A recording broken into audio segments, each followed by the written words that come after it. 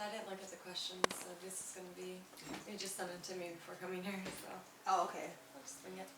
Yeah, he actually sent me a lot. I'm not going to ask you all of these because there's so many. I'm not going to But I'm going to ask the ones they kind of want me to get to. Okay.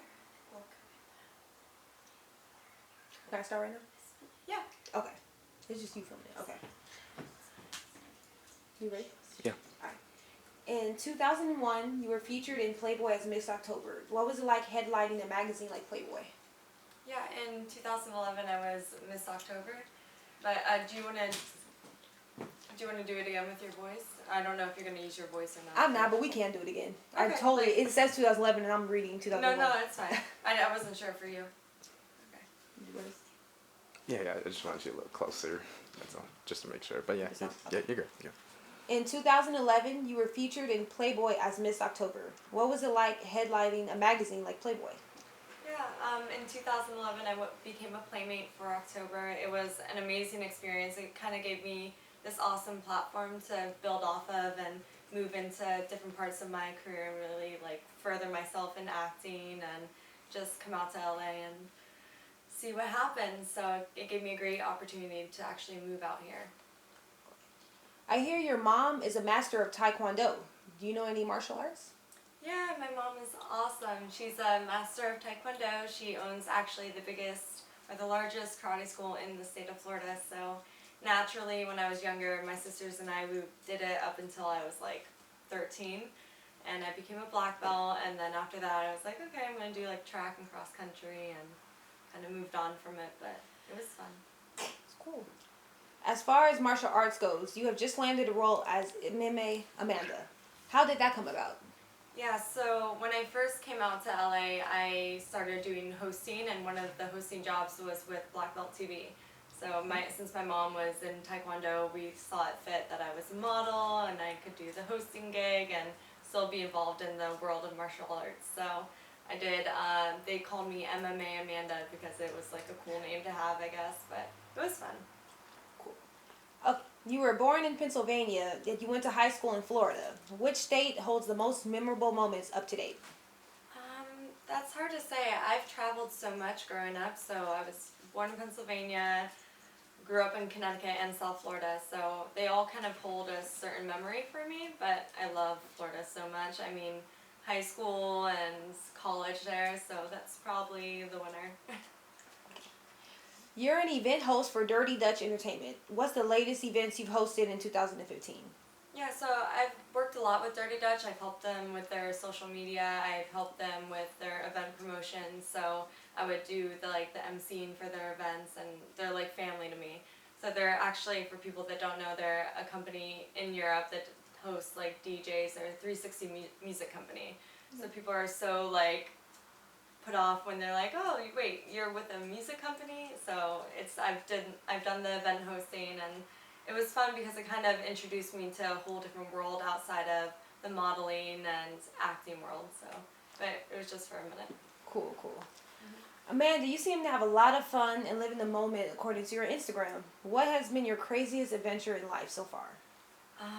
My craziest adventure in life, I think, would have been my Europe trip when I decided to go by myself and really just explore Europe. So I did the running of the bulls in Pamplona, Spain. I did the tomato fight. I did like everything. So I really just experienced Europe. But then after that, I went to Haiti, where I just started the charity organization I work with.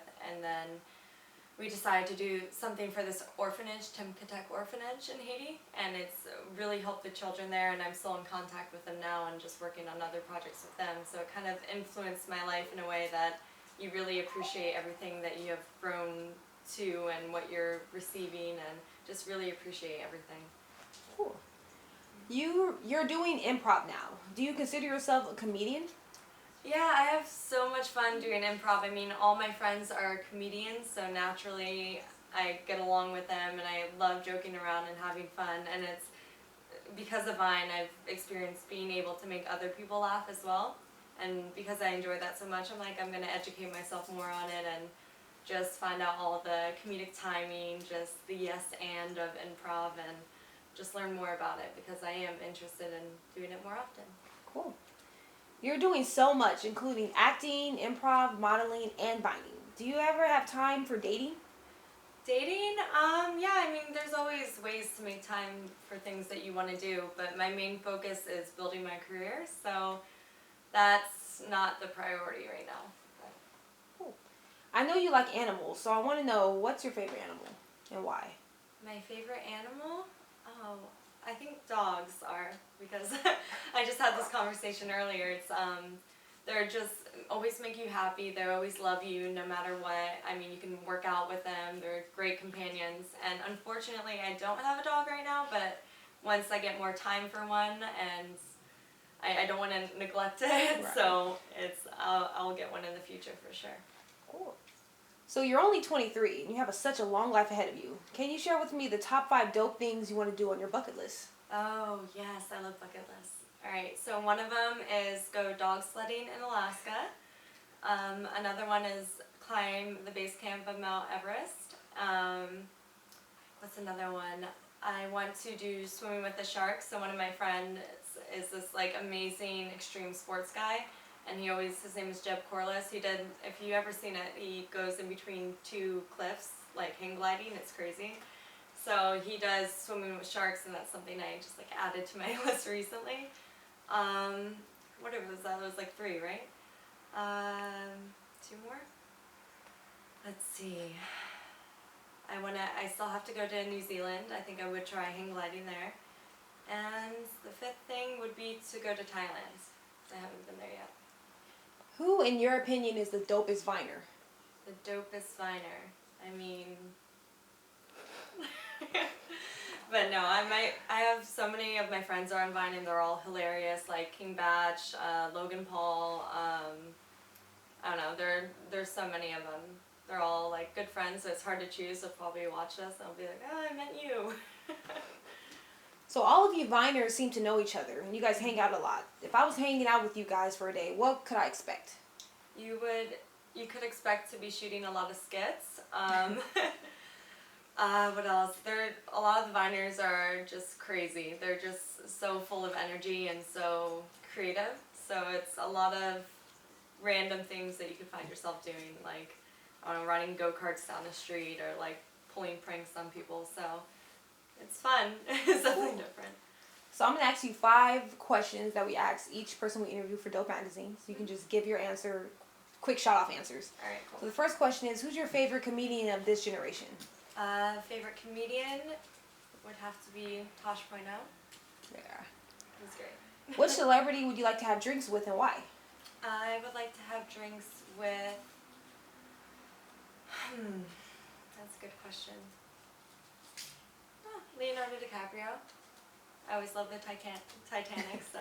I mean, he was at Coachella this past weekend, so I had my chance. That's cool. What's the weirdest thing you've ever done? Weirdest thing I've ever done. Oh, jeez. Weirdest thing. I think I do a lot of weird things, so it doesn't really seem weird to me anymore. Or something weird that you do often? Okay. I mean, as a social media influencer, I'm always just like, always talking to myself on my phone, so that's pretty weird to people that don't do it, but I can't really think of something off the top of my head. What is your definition of dope? My definition of dope would be something that's unique and very genuine, and something just cool. And one last question, what's your ultimate goal for 2015? Growth. My ultimate goal would have to be growth and really just creating more comedic content and just entertaining. Cool. I just want you to do one plug for the magazine. Just say, this is Amanda for Dopeness Magazine, where only the dope survive. This is Amanda for Dopeness Magazine, where only the dope survive. Thank you. It's good. Awesome. Yeah. Cool. Sorry if I rambled a bit. You're good. Awesome. Did you Thank you guys so start much. smelling the shit while you were interviewing?